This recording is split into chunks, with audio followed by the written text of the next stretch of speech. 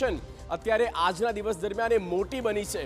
આગળ પણ હવે મહત્વપૂર્ણ વાત કરીશું। જો આપણે ગ્રાફિક્સના માધ્યમથી બતાવી રહ્યા છે કે શું થયું, ઈરાનના પરમાણુ કેન્દ્ર કઈ રીતે ટાર્ગેટ પર, અને નતાંઝ ન્યુક્લિયર પ્લાન્ટ કે જ્યાં ટાર્ગેટ કરવામાં આવ્યું ઇઝરાયલ દ્વારા, જે ઈરાન દ્વારા કહેવામાં આવ્યું છે। આપણે ખૂબ જ નજીકથી બતાવીએ તો ઈરાન દ્વારા શું કહેવામાં આવે છે કે અમારા નતાંઝ જે ન્યુક્લિયર સાઇટ્સ છે ત્યાં હુમલો કરવામાં આવ્યો, ઇઝરાયલે હુમલો કર્યો છે તેવું ઈરાન દ્વારા કહેવામાં આવ્યું છે।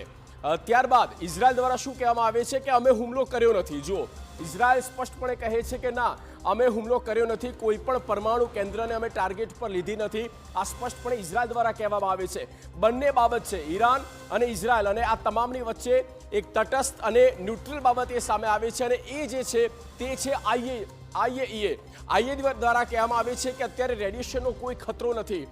આઈએઈએ જ્યારે આ સર્ટિફિકેટ આપે છે, ઓફિશિયલ કહે છે કે રેડિયેશન ત્યાં થયું નથી, કોઈ પણ લીકેજ થયું નથી, તેવું માની શકાય કે એક્ઝેક્ટ આ સાઇટ પર, એક્ઝેક્ટ આ કેન્દ્ર પર કોઈ જ પ્રકારનો હુમલો થયો નથી, અને જો થયો હોય તો તેનાથી બચી શકાય તેમ સ્થિતિ ઊભી થઈ હશે।